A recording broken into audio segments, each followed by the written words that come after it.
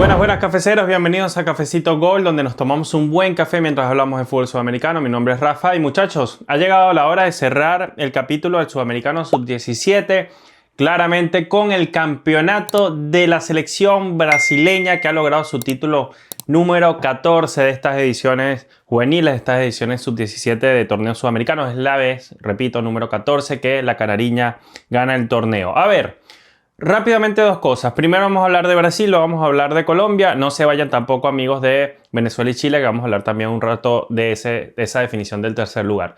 Con respecto a Brasil, decir que volvió a funcionar la resiliencia de un equipo con historia. Equipos que ganan torneos no solamente desde el talento, no solamente desde lo táctico, desde lo físico, sino también muchas veces desde lo actitudinal, mental y desde la camiseta. Este partido, para el que no lo vio, pues quedó 1-1 y se tuvieron que ir a penales, y ahí Brasil definió el partido de manera cómoda en penales, ganando 4-1 en la definición desde tiro penal. Pero el que no vio el partido sabrá que en el 1-1 en el trámite la selección colombiana, la local, fue superior, abiertamente superior a la selección brasileña. Durante 70-75 minutos del partido lo controló por completo. Colombia estuvo cómoda en el marcador, incluso ganándolo 1-0. Un marcador que abriría el jugador sevillano, delantero colombiano, que tuvo un muy buen partido, extremo, interesante, que por allí no había tenido John Keiner, sevillano, el mejor torneo, pero apareció en la hora de la chiquita en la final. Y a partir de ese gol que consigue Colombia muy rápido, al minuto 43 en el primer tiempo, controló el partido en general. Funcionó muy bien la estrategia del técnico colombiano, con laterales que controlaban el juego, con Macías, que tuvo un gran torneo, un poco polémico el jugador Chris Ángel, pero que a nivel futbolístico muestra cosas muy interesantes este lateral derecho, con una muy buena defensa, con Flores, Chris Flores, que es un extremo muy interesante, que tiene también no solo mucho en ataque, sino mucho retroceso, mucho sacrificio. Bueno, ya decía que el otro extremo marcó sevillano. Londoño quizás no tuvo, desde el punto de vista de los goles, un partido como los anteriores, pero dio la asistencia a sevillano, cuerpió durante todo el partido, y Brasil estuvo prácticamente anulado, atacando muy poquito. Pero aún así gana el torneo, y lo gana con un cabezazo de Ángelo, uno de los laterales brasileños. Ángelo Disequeira, Ángelo Enrique Cándido Disequeira. Amigos, uno de los mejores goles que hemos visto seguramente en torneo sub-17, un cabezazo prácticamente fuera del área, en el vértice del área. Yo no sé cómo hizo para batir al portero colombiano, una pelota con intención, no fue un cabezazo de suerte, tuvo toda la intención de meter la pelota donde lo metió, y al minuto 89-90 termina marcando el gol del empate Brasil, que no había tenido mucho más. Eso sí, a partir del minuto 80 fue un poco más intenso, lo buscó a la selección Colombia, le costaron los últimos 10 minutos, se tuvo que replegar bastante, se metió mucho en su propia área. Tenía el partido controlado, sí, pero Brasil estaba atacando mucho más y ya lo empezaba a sufrir, y en la última pelota del encuentro, Ángelo Disequeira manda nuevamente a Colombia pues a penales, a la definición, y allí Brasil lo gana, y nuevamente Brasil en este caso es responsable de que Colombia no pueda trascender en un torneo de este estilo.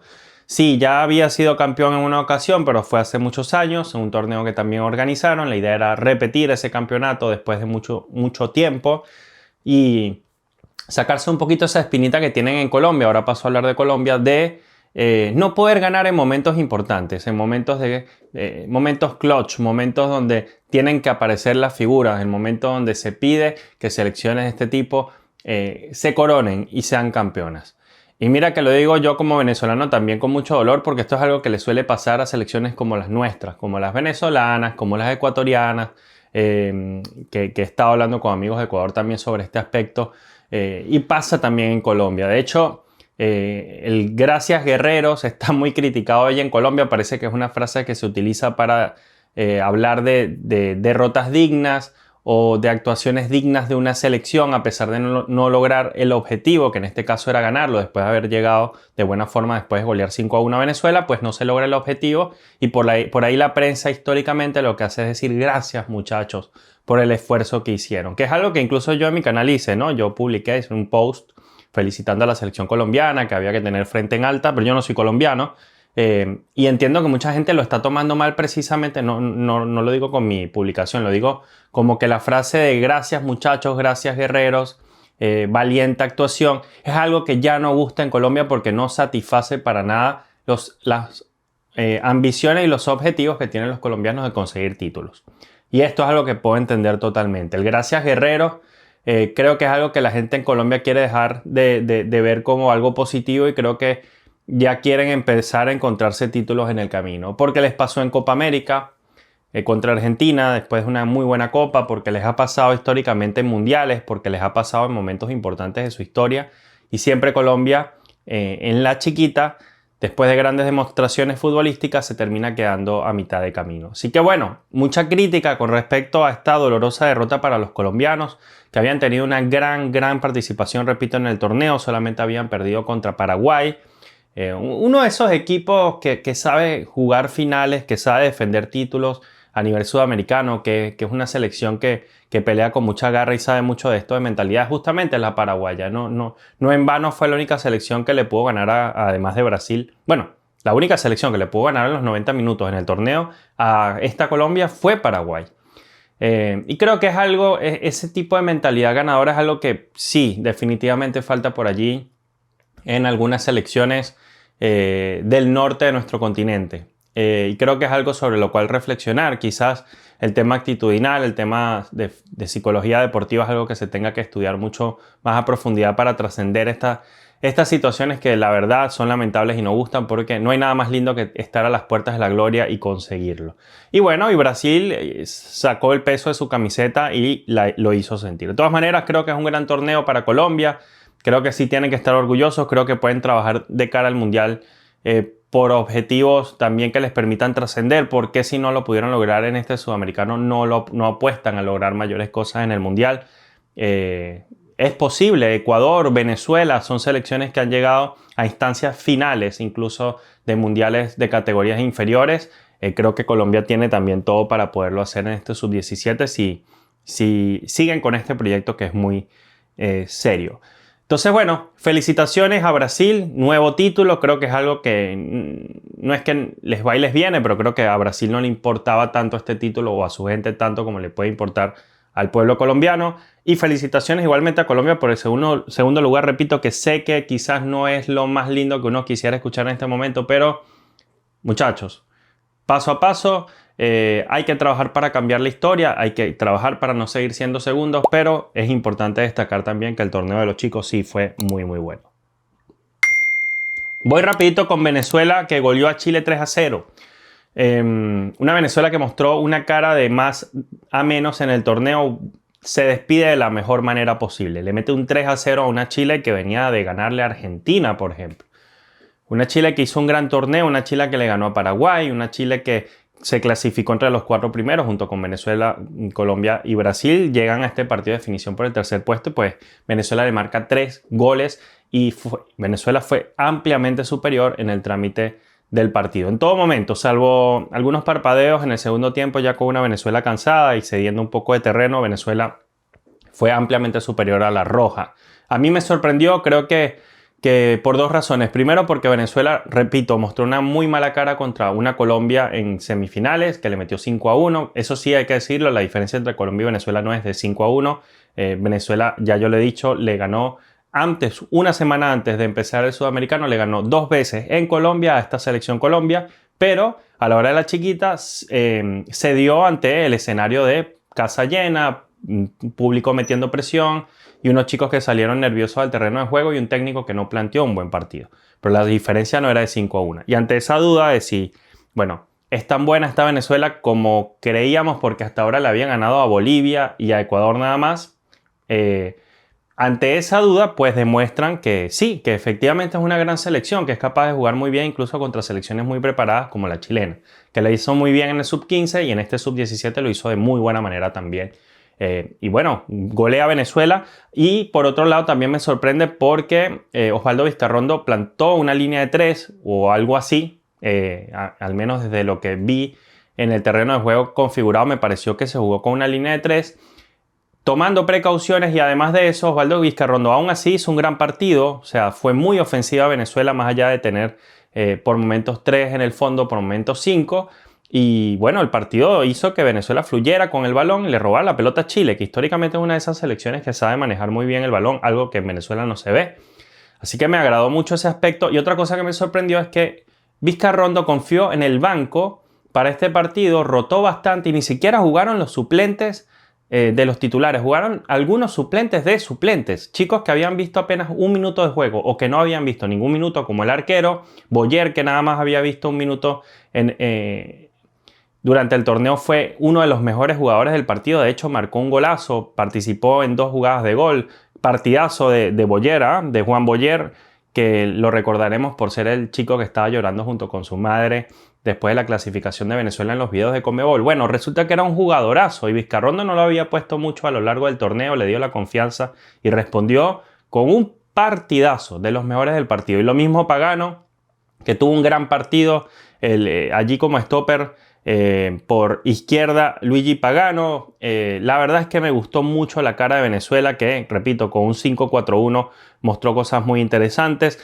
Por allí el que menos me gustó fue Zulbarán, de hecho salió sustituido, no tuvo un buen torneo. El que en teoría era el mejor jugador de la Vinotinto no se vio bien en el torneo en general, pero bueno, Maitán, muchachos, marcó el tercer gol de la Vinotinto siendo central con una chilena desde prácticamente fuera del área, un golazo como si fuera un 9 de élite.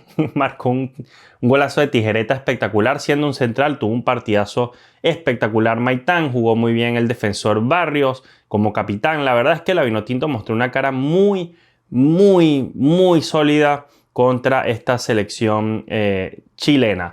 Lo hablaba con mi amigo Manu Antonetti, que tiene un extraordinario canal sobre fútbol venezolano, que Boyer no se sabía bien si era interior, si era extremo por izquierda, si era lateral izquierdo, porque estuvo por todo el terreno de juego, aportó muchísimo en ataque y en defensa, tuvo mucha recuperación. La verdad, ¿qué jugador más interesante es Juan Boyer? Si ustedes saben realmente qué posición juega, díganme, porque no lo tenía muy claro en el partido tampoco, ni Manu tampoco, y la verdad es que me parece que bueno, prácticamente fue un todocampista y, repito, influyó y marcó un gol también.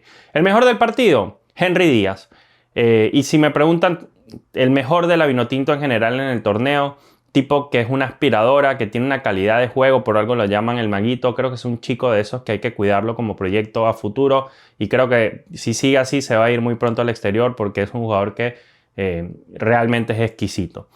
Pero bueno, destacar eso, ¿no? Que Vizcarrondo creo que le pudo haber faltado confiar un poquito más en el banco, en su banco de jugadores durante el torneo, porque prácticamente cansó demasiado su oncena titular, y creo que si hubiera confiado un poquito más en el banco pudo haber encontrado unas variantes interesantes. De hecho, lo decía en una entrevista al Mundo es un Balón, que pues tras la rotación encontró algunas cosas que no se había conseguido durante el torneo, y creo que esto pudo haber llegado un poco antes. O sea, Vizcarrondo va a aprender de cara al futuro seguramente que confiar en el banco le puede traer réditos, y para muchos creíamos que Venezuela no tenía profundidad en el banco, pues nos dimos cuenta que no era así.